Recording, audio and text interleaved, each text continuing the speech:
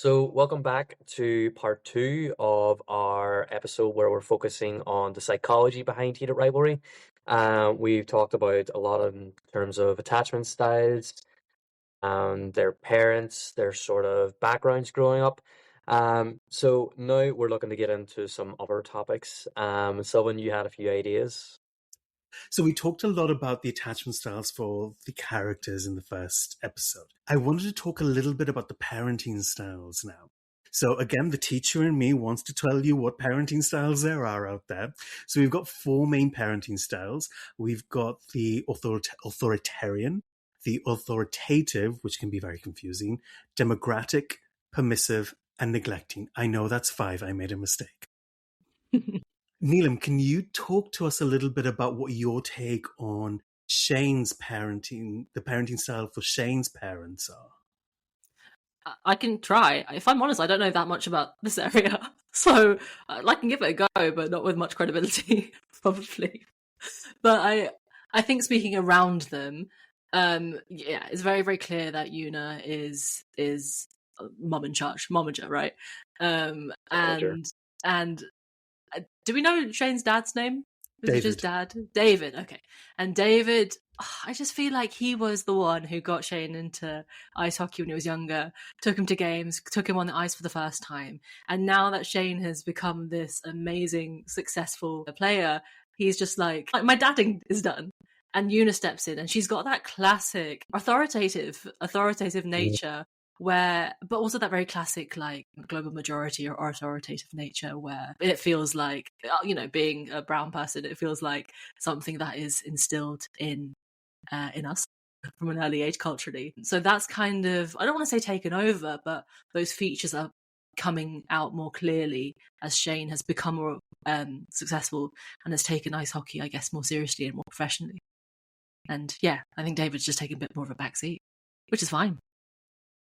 David does seem to fade into the background. I didn't even know his name before he said it, Sylvan. He seems to be a bit more of the I'll let her handle things from here, and I will just sort of be in the background, a little bit of emotional support.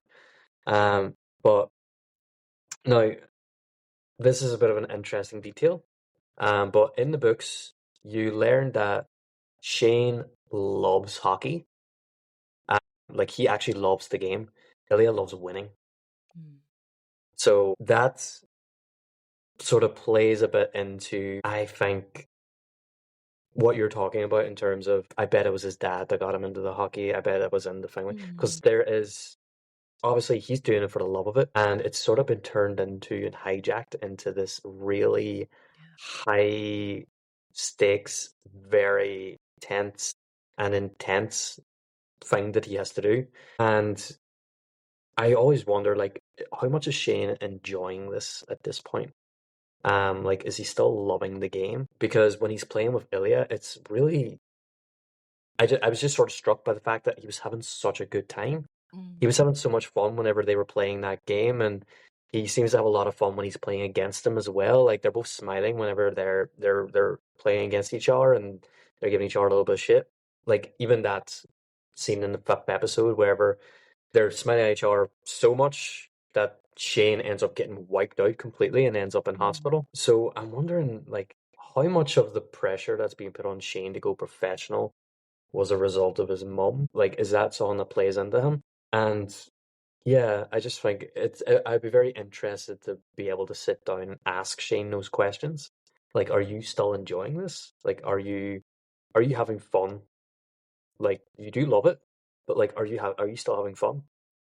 And those are the questions, if you notice, that, well, neither of them are asked really, but specifically Shane, when we're talking about him, no one's sitting him down and saying, do you want to do this ad? Do you want to do the Olympics? Do you want to do this? I know he talks about wanting to do the Olympics for a very long time, so maybe that doesn't really apply. But in a way, there's almost this expectation and this implicit expectation that they will be playing. And you talked about when Shane and Ilya were playing, there's almost this return to childhood when they are playing together and this mischievousness. It's almost like when you're kids and there are no rules and you just play for the love and the fun of it. Yeah. And if someone breaks a leg, someone breaks a leg kind of thing. I mean, he gets a concussion, so almost the same thing. But there is this regression to childhood that I was picking up on. So that's really interesting that you said that. Mm-hmm. And I wonder if now that they're older, does anyone even care if they're having fun anymore? Because I guess when you get to that level of success, you are a commodity. You become completely commodified. You are a representation of the sport, of your teams, of ice hockey. You are an advert, so yeah, you're right. I think no one's asked them those questions because I don't think anyone really cares. They're doing exactly what they need to do, which is sell themselves and sell ice hockey. And and it's so lovely that through that they found each other, because otherwise I think it probably, like, even the thing that they love the most in the world probably would become quite lonely. Yeah, this is the thing as well. I mean, it's always important to keep in mind professional athletes retire very early. So they do. It's usually between late 40s and mid 40s. That's usually the standard age for retirement. Some people have to retire early because being a professional athlete in nearly any sport is really demanding on your body and can be really destructive. So I think the idea that Shane is getting so caught up in his image of how he will be seen in hockey, and he's really sort of putting his future in terms of his relationships, his life, what he'll actually do after all this on hold. Like, he is going to want someone there. He's going to want a love. He's going to want a family. He's going to want something that gives his life meaning whenever the hockey's gone. Now, he could come back and be a commentator or whatever, but it's not going to be the same. It's not going to fill his hours in the same way that it does right now, which is something that, I can imagine a lot of professional athletes are thinking about. And yeah, it's maybe someone Shane really needs to consider a bit heavier than he currently is. Because I feel like Ilya is a lot more... I think towards the end of the show, Ilya is a lot more prepared to sacrifice stuff than Shane is at this point. Yeah. Well, he's prepared to sacrifice playing for a lesser team just to be in Canada, to be nearer to Shane. And I feel like a lot of what you're talking about, sort of when an athlete comes to their retirement, is almost a process of grief. There is a loss that they're anticipating, which is one of the types of grief. It's, anticipatory grief, where you're looking at the end of something before it's happened and you're almost mourning it in a way. Mm-hmm. But I think Ilya is much more willing to do that than Shane is. I think Ilya is looking ahead. Whenever that last episode happens and they're sitting on the sofa, Ilya's the one that brings up the conversation about, maybe I need to marry, maybe like I need to secure citizenship, I need to do this and do that, and I might have to marry Svetlana, and I can get citizenship through her, and then maybe I can do the Canada thing, and what if I switch teams? And he has prepared. He's thinking about this. He's thinking about the end of his career. He is thinking about the possibilities of what his life is going to look like should this not go right. And it's only when Ilya brings it up and whenever Shane gets an inkling that he's going to marry someone else. Wait, no, he's not going to be with me. I'm going to lose him if I don't start planning this now. I need to and then he goes into Una mode and he has it laid out then. It's like, don't marry her. We're going to do this. We're going to do that. We're going to start a charity. We're going to slowly kill the rivalry image that we've got going on. And we're going to do all these things. But it isn't until Ilya is the one who sort of forces him to begin to think about it. Does Shane even consider it? I don't think that's intentional on Ilya's part either, because he has already lost so much. And I don't just mean his parents. I mean, he's lost his country, he's lost his home, he's lost anything that ties him to Russia at that point, I think, right? That's after the big blow up. And so I kind of viewed that whole him thinking about whether he should marry Svetlana and all of that. It's kind of like trying to salvage, what else is there? He's at that point where he has almost nothing to lose, right? Yeah. Apart from his career, the biggest thing in the world, his career, and cementing that here. And then it's like, once he realizes that, once Shane's parents realize that they're together, it's like, okay, I have to take a different type of risk now. It's almost like it accelerates that grieving process, but back into living, because it's like, okay, I'm grieving that life, but that life is done now. Actually, now I need to think about me life here moving forward. It's also important to note as well that, as far as we know, Svetlana is America, and Ilya will be giving up his team in America to move to Canada with Shane. So not only is he leaving behind his team that he's established, I mean, he's been winning Stanley Cups with this team. He's been achieving his dreams. He's been performing the best that he can. And not only that, but he's also willing to give up Svetlana, the ease of access to her, no matter how easy that might be or not. He's still moving hundreds and hundreds and hundreds of miles away to be with Shane. Like, his level of commitment at this point is actually pretty admirable, I think. Yeah, and in a way, I can see Ilya sort of really taking this lead. And he's almost, while Shane is sort of formulating the plan, and he gets up in the middle of the night and he's like, right, we're going to do the charity, we're going to do this, we're going to do that. Ilya is the one probing. Ilya is the one pushing the relationship forward. And I'm thinking of the power dynamics in this relationship and how that plays out.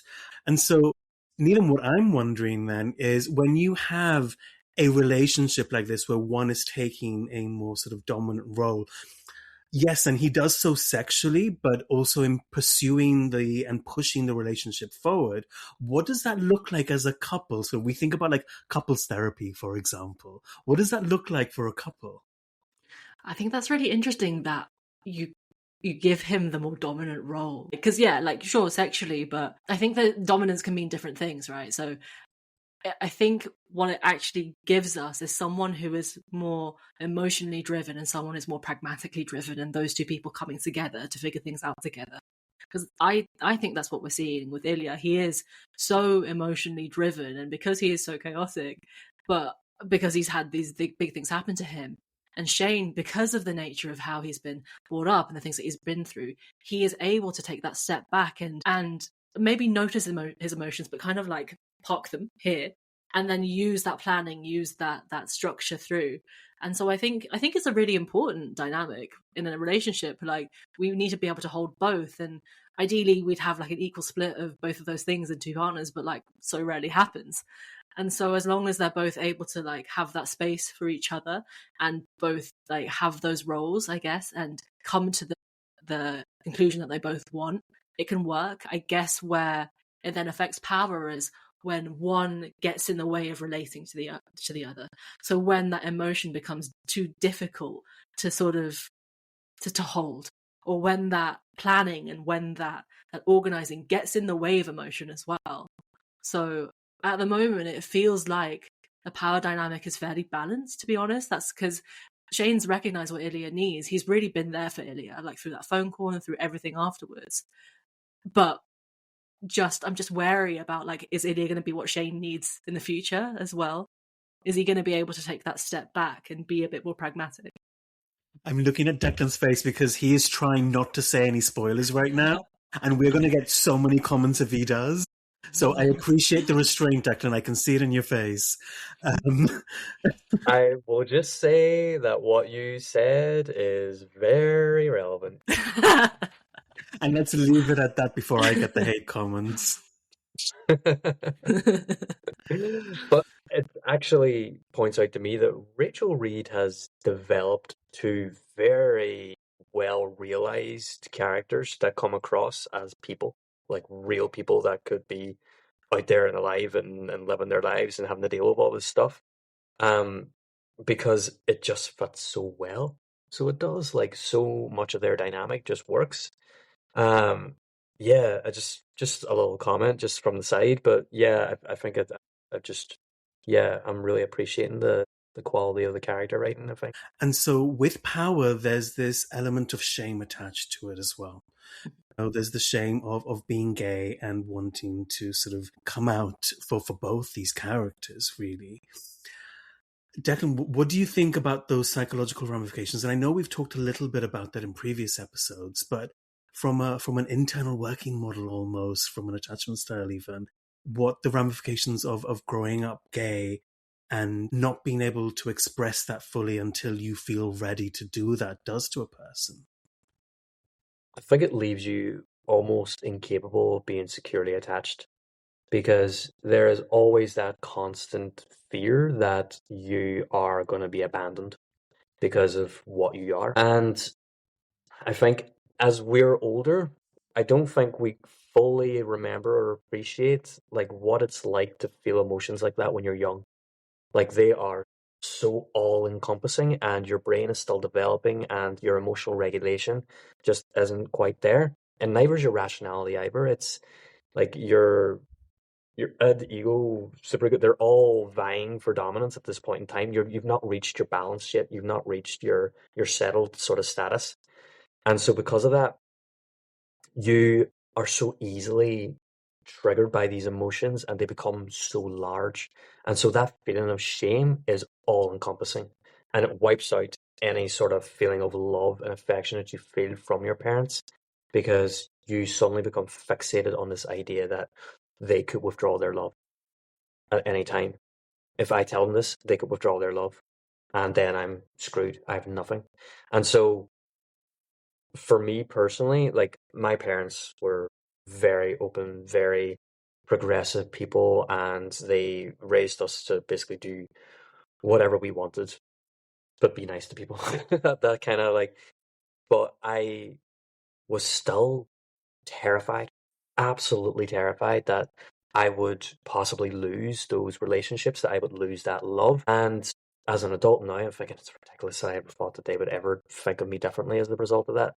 But I think when you're like that, it's just, you're so in it. It's so all encompassing and it's just so overwhelming. And it's very hard to let it go. So it is. And I think a lot of people come out in their early 20s rather than when they're teenagers because their brains are a bit more developed at that point. They can rationalize a bit better. They are better judges of how people will react and how like authentic a love for you actually is. You're able to get an idea of people's morals and sort of their standards for themselves and for society and how they view things. And I think it allows you to make better decisions, like better judgments. Like I can feel comfortable coming out to you now because I know you, for a matter of fact, are going to be okay with it. Because I know you, I know the way that you react to certain things, I know your views on this thing, I know your morals, I know your principles. Like I have a good idea of who you are as a person. So I feel comfortable doing this now because I feel safer now because I feel like I know you better. But I think that's just you learning how to read people better and judge emotion better. And that feeling of shame can be a little less over sort of all encompassing as well. Yeah, that makes me think of Scott, who feels like the most extreme example of this, right? Where he hasn't had people to try that out with to see how people react. Like that shame is so overwhelming that he can't even go into a room of strangers where Kip is for his birthday and be next to him. Like, because that shame is so overwhelming. And it stops being at some point it stops just being like my parents will abandon me or the people that I love will abandon me. That real and enduring core belief becomes everyone will abandon me. I will be abandoned by the world. And I feel like that's where Scott is until he isn't. Yeah, he's having to rewrite those core beliefs about himself and about the world as well. That's so interesting you brought up the core beliefs. That's actually really clever, so it is. Should be a psychologist. She is our resident doctor here, so but you're right, and you know those core beliefs, they are core beliefs because they are quite deep within us, they're rooted in us, and to even be able to acknowledge them is one thing, but then to act on them and try and change, you know, in spite of them is a whole other thing. And I'm wondering for you, Neelam, because we've never really had this conversation, as a straight woman, how does that feel, sort of listening to Declan's account of, you know, internalizing that shame and even though he had very supportive networks around him, having to withhold for a long time? Because I don't know what it's like as for someone, you know, as a straight person to be able to express that, or how they maneuver around something like that. I feel like it's something that I can honestly really only connect to intellectually, because that is just not my experience, you know, and I have people who are very close to me who that has been their experience, and I can be there for them, and I can, I can go through all the motions with it, but I will never have experienced that myself. And again, intellectually, though, I know how debilitating that can be, how the acceptance of yourself, the coming out, everything in between, and managing that shame. But I haven't walked in those shoes, and even I might have in other areas, but when it's something that's so core to your identity, yeah, like I said, it's something that I can connect with intellectually, and that's kind of where I'm at with it. Yeah, because in a way, that shame is also rooted in discrimination. That's what we're talking about as well. Yeah. And for those people who are listening and can't watch, both Neelam and I are from Indian descent. And so I'm wondering how that discrimination, because of the color of your skin, for example, how that relates then. Yeah. So, yeah, like you said, we're both from the global majority descent, and that is something that I connect with. But I don't want to, and yeah, I know how that feels. I know how laden that is in every sense. But I do think that in growing up in England, growing up here, like having been born here, shame does look different as well, and shame is weaponized differently to how it is for sexuality. I think that I don't think you guys think that we can lump in different forms of discrimination together, because they don't have their own nuances. And yeah, the experience of being a person of color versus being someone who is queer are so different, and that feeling of shame looks different as well. It's people experience emotions in different ways based on the experience that they've gone through personally. Like obviously the shame that I experienced as a result of my sexuality would feel very different to sort of the shame that you'd be made to feel as a result of your skin color, your race, your religion, your socio-economic background. They would all feel slightly different. They're like it's interesting that an emotion can be felt in so many different ways and coming from different sources. So yeah, I think the severity of sort of being queer and not wanting to come out, I think because of the time when it all begins to happen, when you all begin to feel it, is it's just the worst possible time you could possibly deal with it. You're entering adolescence, your hormones are all over the place. Your peer group has completely changed. You're now not trying to impress your parents, you're trying to impress the people around you, your immediate friends, these new connections you're supposed to be forming, and you're trying to form them with people while withholding parts of yourself. So you're stunted there as well. Would you want to say something, Neelam? No, just what you said about withholding, and I think that's such a key part of it, because when, Silvan, you were asking about race, like, I can't hide the fact that I'm brown, like that has been literally on my face since the day I was born, but sexuality is not like that. There's something very active in withholding, and what that mental process is behind that, and what that does to you to have to essentially figure out what's going on for yourself, but also then figure out how you're going to navigate this secret, like what you're going to do with that, how you're going to manage it, there's so many questions that come out of it. So yeah, a different experience. It's also, I don't like keeping secrets. I am a bad liar, like really bad. I am like certified yapper. I don't like to keep things to myself, which isn't always the benefit to me, but yeah, so for me it felt like a real inconsistency with who I was as a person. I was denying two aspects of myself, my need for honesty along with my need to be true to myself in terms of my sexuality. So it sort of plays out then in this show. You can sort of see where that shame has brought Ilya and Shane. Ilya's family dynamics are entirely reliant on how he addresses his sexuality. I mean, his brother hates him because he suspects that he might be anything less than straight. Shane is terrified of losing his career. He is riddled with anxiety over the whole thing. He can't even speak the words until episode 5, whenever literally someone has to coax it out of him in the gentlest, most therapeutic setting you could possibly have. By the way, that was scene, great. That scene It was so good. Oh, hats off the rose. But Mm. he needed to be like handheld in the gentlest way with someone that he trusts implicitly to even nod his head when someone asks him if he's gay. Like that was the level of debilitating shame that he was dealing with. Um, and it makes you think like how, because I felt when I came out, I could finally do everything at 100%. Like I no longer had a constant like 30 or 40% of my brain constantly being taken up by this thing, like this constant worry. Mm. And then when I was free, I could free up my mind for everything else that I wanted to do and wanted to achieve.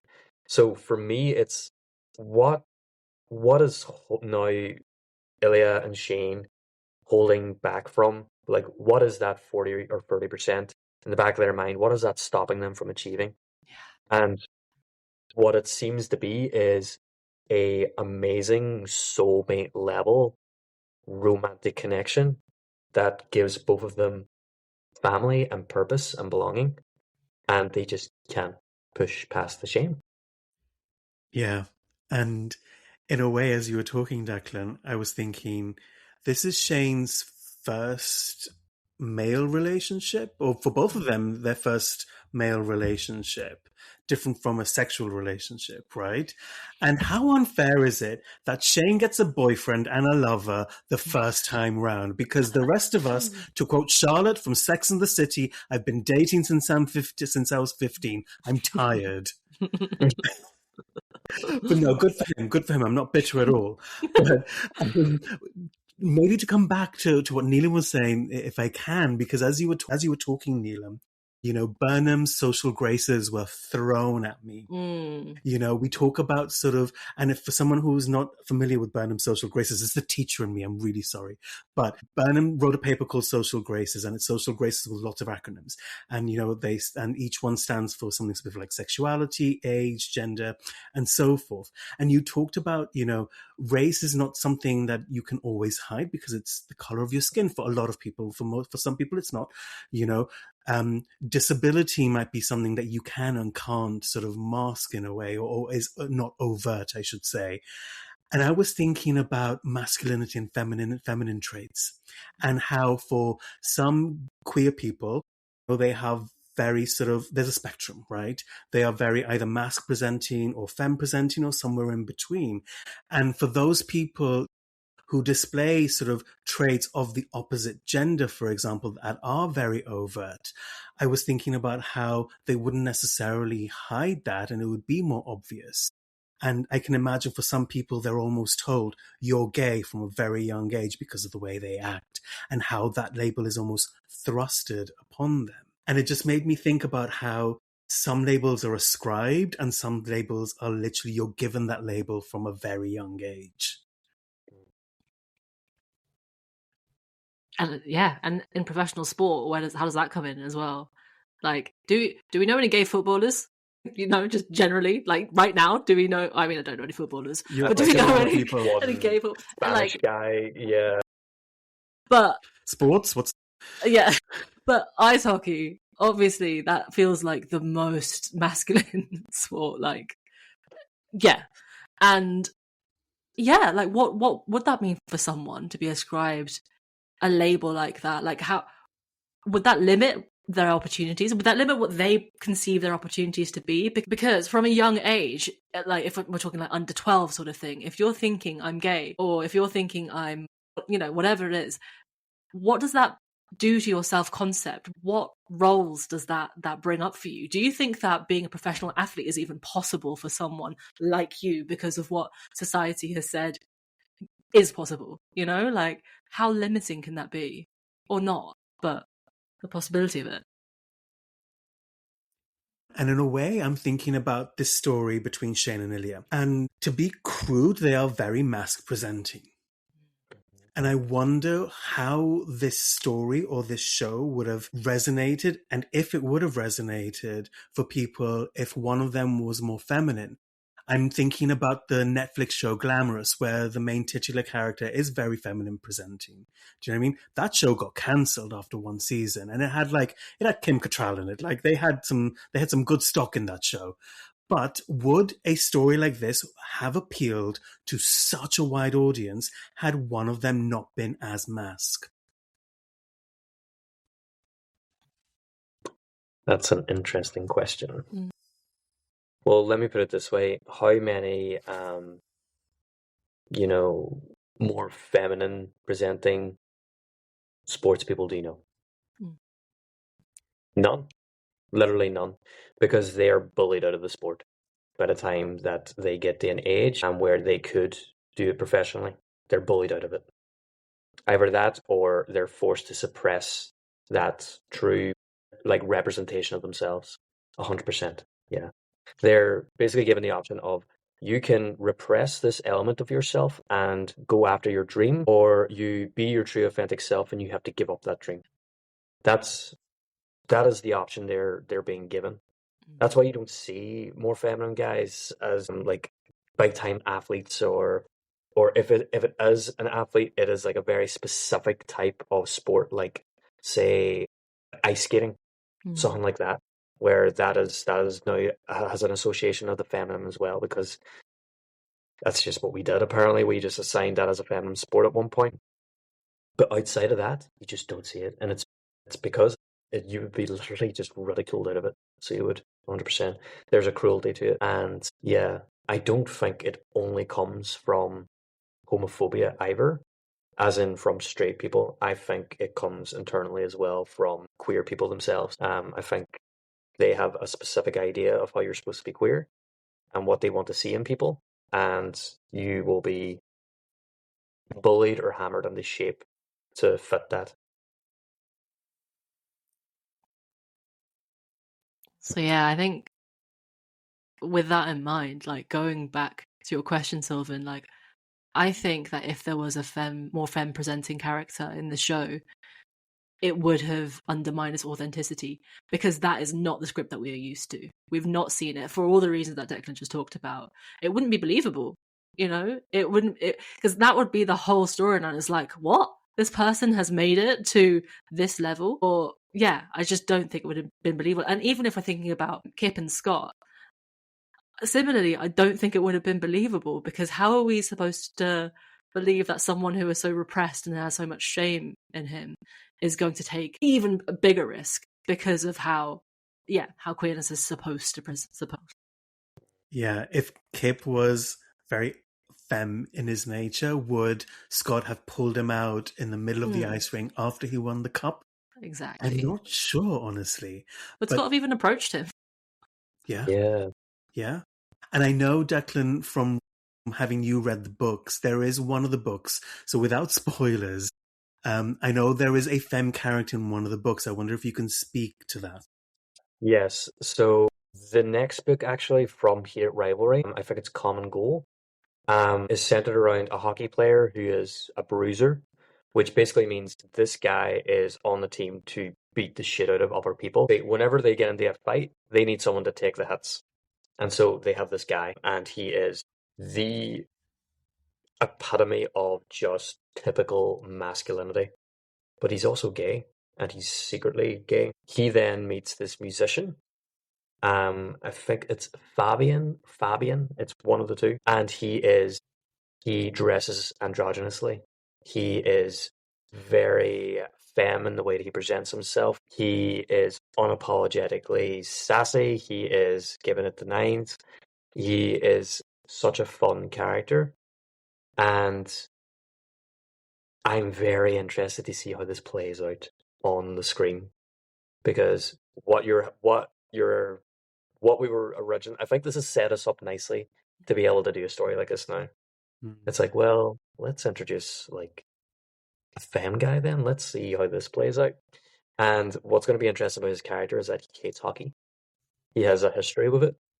So that creates an additional sort of dynamic as well, because his experience is exactly how I described. He was constantly around that sort of environment. And so him being openly queer, he never felt comfortable around them. So he didn't. He never felt comfortable around athletes as a result of that. So a very interesting story that's going to happen. I'm really, really looking forward to it. But it'll be very interesting to see how audiences react to that sort of dynamic playing out. Yeah, definitely. And if it's even included in season 2 or potentially season 3, we don't know what's going to come up, right? I think it will be season 2. Okay. Because say less, Declan, say less. I think Honestly, their story needs to happen for the flow of Shane and Ilya's story to happen properly. So I'll leave it at that. I'm not saying anything else. So coming back to the characters that we know, what I wanted to get all our takes on is what therapy model would you use on each of these characters? So I think let's start with Ilya. Neelam, what kind of therapy modality would you use with Ilya? If you could only choose one. I know there's integrative therapies where you can use a lot of all of them, but let's just choose one. Right, this guy is getting, if it was my choice, he's getting some psychoanalytic psychotherapy. He needs time. He needs time. And he also needs, I think he needs a therapist who is able to sit with whatever he throws at them, to be able to really hold that transference and to be able to relay what's going on in the room back to him, and to give him the time and the space, really the time, the space to form a safe relationship where he can delve back into years and years worth of life, probably before even touching sexuality, before even touching these things. There's so much for him to unpack. And I think, psychoanalytic psychotherapy, being an analysis, I think that would give him structure for someone who is so chaotic otherwise, and would give him something to be accountable to because it's so strict. And also, I think it's something that once he bought in, he might, I think part of him might feel like he wants to win it, So by not doing what he needs, by not showing up, by not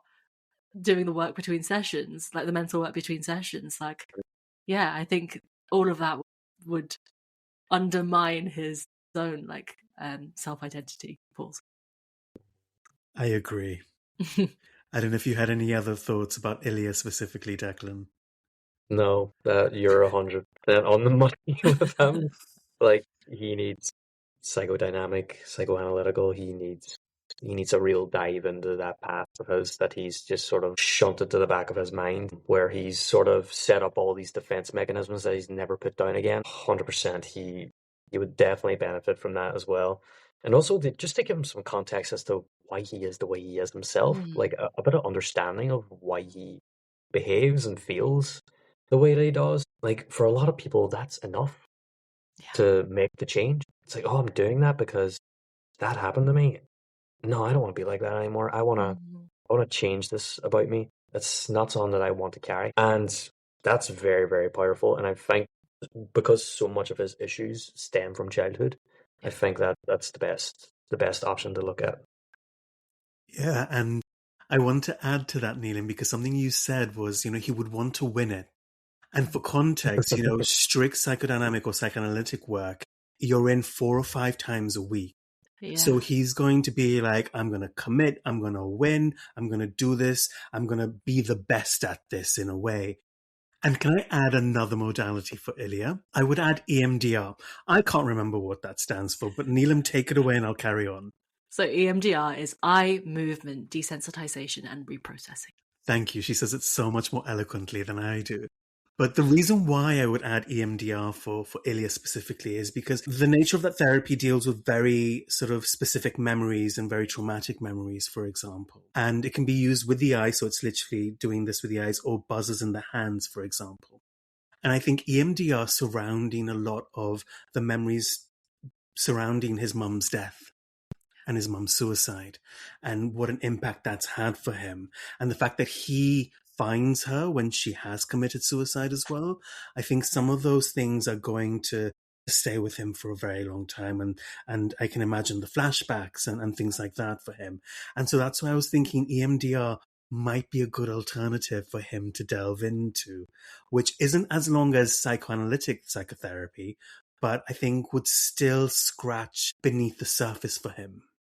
That's so interesting, because it's trauma work without all the talking. Yeah. Yeah, I can see that. So I can't. I'm a fan. Yeah. No, EMDR is great.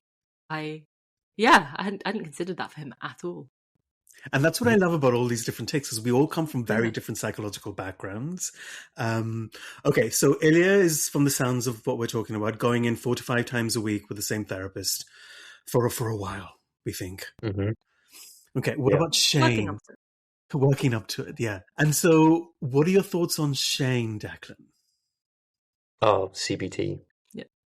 He is riddled with anxiety. Like, the boy needs a worksheet more than he needs anything else. And obviously, CBT, so much of it just requires the client to put in so much work themselves. And a lot of times it's a lot of homework, and you need to have someone who's very motivated to want to do that. And Shane just ticks all those boxes. He is that sort of pleasing kind of person where he wants to constantly succeed, where he would 100% fully participate in what you want him to do. And it also is just such a good way of reducing down anxiety to much more manageable levels. And I think also because of Shane's well implied OCD, it's also a really useful tool for that as well. So that's what I would recommend for him. I think he would really benefit from the structure of it. I think it would feel familiar to him. It would feel less chaotic, and maybe a less invasive, maybe, because a lot of Shane's, you could say, habits, I feel like are, some might be coming from his mom, but I think a lot of it is just Shane. I think he is naturally predisposed to being anxious, because of his personality type, because of his neurodivergence. And so I wouldn't see a lot of benefit in like diving way back into his past to try to find some sort of triggering event. It would be more about how he learns to sort of manage himself in general. So it would. So I think that would be the best suit for him. Any thoughts, Neelam? No, I totally agree. Yeah.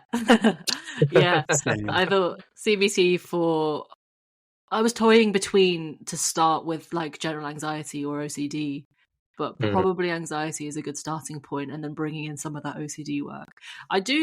I think though that, so I'm not thinking CBT in like a very NHS, you get your 12 weeks, then you're out. Yeah, absolutely not. No, he's a hockey player. He can afford the long-term plan.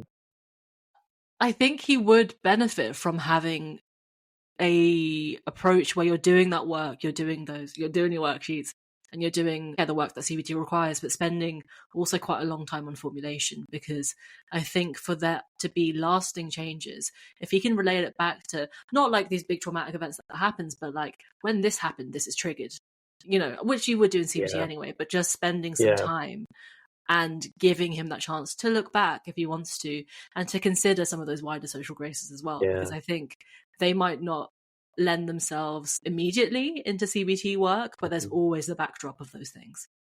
I love that, Neelam, because, you can work on that longitudinal formulation where you look at early experiences and how they sort of trickle down into presenting symptoms. I wonder if I can add another one. I'm here for the wild cards. Systemic therapy, or in America, I think they call it internal family systems, I think.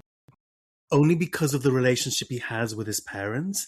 And I think getting all 3 of them in a room and having a reflective team behind them or behind the mirror, just to be able to really tease apart some of the relationships that he has with his parents and the relationship between his parents as well. Yeah. What do you think? Sounds cool. Yeah. It's only because I'm studying it right now. And it's fascinating. Yeah. I think, but like in a bit. Yeah, let's get him not freaking out about folding his clothes first. Yeah, and drinking something other than ginger ale. Poor boy. Yeah, and having the only drink ginger ale and eat salmon. And so where would you go with Scott? Because I'm a bit stumped on this. Scott, I think humanistic would be a very good approach for him. Same. I think he feels like someone that would just benefit from having a lot of time to verbally explore his issues, because he doesn't have anyone to do that with. Scott could be perfectly functioning, but it might just be the fact that he has no one to talk to. So being able to establish a really strong therapeutic relationship with him where trust is built. He feels completely safe. There's no judgment. There is that unconditional positive regard, Mm-hmm. and that he is able to freely explore his thoughts and his feelings and voice them to somebody for probably the first time. I think he would massively benefit from a real, like, focused version of that, of a humanistic approach. Yeah, I think that would be really, really good for him. Yeah, I agree again. Sorry, I feel like we should be coming up with different ideas, but sharing a brain cell. I think you're dead on. Like, yeah, humanistic, person-centered counseling, basically, with a really Rogerian approach. I think that exactly like you said, like Scott, as we've seen, is someone who can say what's on his mind, even if he can't connect that to what's going on underneath. But he's a yapper, and to have that held and to have that heard in a really person-centered way. Yeah. I love that. And I didn't actually think of that. That's why I was so stumped when it came to Scott. And so, Neelam, I'm going to ask you about Kip. What are your thoughts on Kip? Does he need therapy? Like, not unless he wanted it. Yeah. And to be honest, I know you said to pick a specific approach, but I don't think we've seen enough of Kip, to be honest, to give us much of a direction. But honestly, something a bit more integrative. So something really exploratory to see what is bubbling underneath for him, and to have a bit of flexibility about where that might go. He might just need a space of his own to talk about the things that are going on for him. And I think using an integrative approach allows for that. Yeah, I like that idea. Yeah, it gives you plenty of options to sort of address them. I'm integrative, so I'm biased. Same. And so, do you know who I would be wanting to call after a therapy session? Like, I would be calling Elena. She would be at the end of the phone. I'd be like, this is what the therapist said, and I don't know about this, and I'm never going back. And then I'm going back 2 seconds later. She would be the one person that I would want to be my sounding board. Totally. Yeah. She would tell you exactly what she thinks. She would be the one in the nicest, directest way that she possibly can. Yeah. I think she would be the one telling you to go to therapy in the first place. Oh, yeah. She'd be the one walking you to the door when you're too scared to go the first time and being like, all right, I'll meet you here in an hour with a coffee, you know?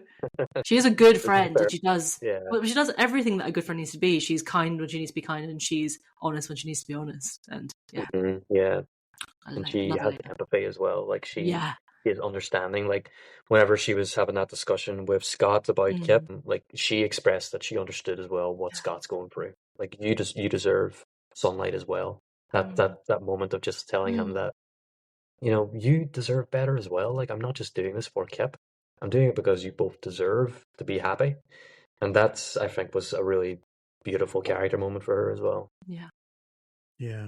I think what I've loved about having this conversation with both of you specifically is we're all psychology nerds, let's be honest. And this is a conversation that I've been wanting to have for such a long time, to be able to really go deep and into the layers.